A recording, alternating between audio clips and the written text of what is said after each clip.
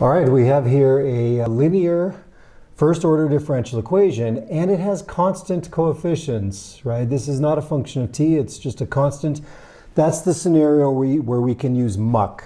MUC is the method of undetermined coefficients, and that is what we are learning about. So in order to start with MUC, we need to get this into the standard form, which means we need to divide everything through by 2. So we will have a y prime plus 3y equals 1/2 e to the minus t. This is our differential equation in standard form.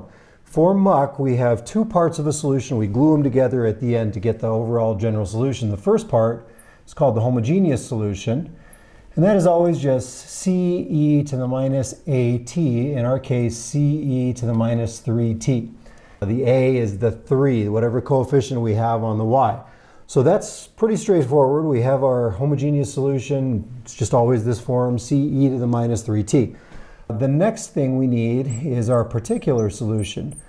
And our particular solution is based on whatever the right-hand side is. The homogeneous solution is this is the solution of the homogeneous problem, or in other words, it's the solution of y prime plus 3y equals 0. If we didn't have a right-hand side, if it were just 0, then this is the differential equation we would have, and this is the solution to that differential equation, the general solution to it.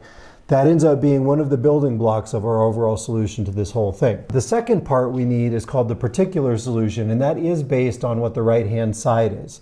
In this case, the right-hand side is 1/2 e to the minus t. The correct form for our particular solution, and we have the table in our notes for this, but the correct form is just a e to the minus t. A is our undetermined coefficient. That's what the UC stands for in MUC. And A, determining what A is our job. We have to figure out what A is, and then we'll be done. So how do we do that? This is the right form for us to use. The way we figure out what A is we let the differential equation tell us what A is. In other words, we're going to plug this in to the differential equation, and we're going to choose A so that we have a solution, so that the left-hand side matches the right-hand side. So in order to plug this into the differential equation, we are going to need the derivative. The derivative here is just negative a e to the negative t. Not so bad. Let's go ahead and plug all those pieces into this differential equation. Our plug-in looks like y prime, we have the derivative, so negative a e to the negative t, plus 3 times y, so plus 3, and y is right here, so 3a e to the negative t. That's y prime, that's 3y, and that has to equal 1/2 e to the minus t. So in order for that to equal 1/2 e to the minus t, let's see what we need to choose for a. These terms are like terms, so I can add those together, and that is 2 times a e to the minus t, and that should equal 1/2 e to the minus t. So from that, I know that a, or 2a, should be 1/2. So a is 1/4. So I have my particular solution. I have my y sub p of t is a e to the minus t, and we found that a has to be 1/4 in order for this to work as a solution. So we have 1/4 e to the minus t. I now have a homogeneous solution, particular solution. The overall general solution to this differential equation is just the combination of those.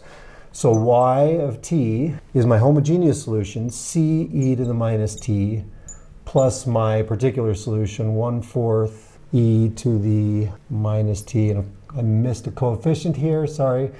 My homogeneous solution was c e to the minus 3t. It's a big difference. Okay.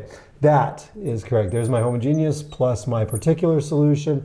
That is going to be the overall general solution. So quickly through the process, we get it in the right form.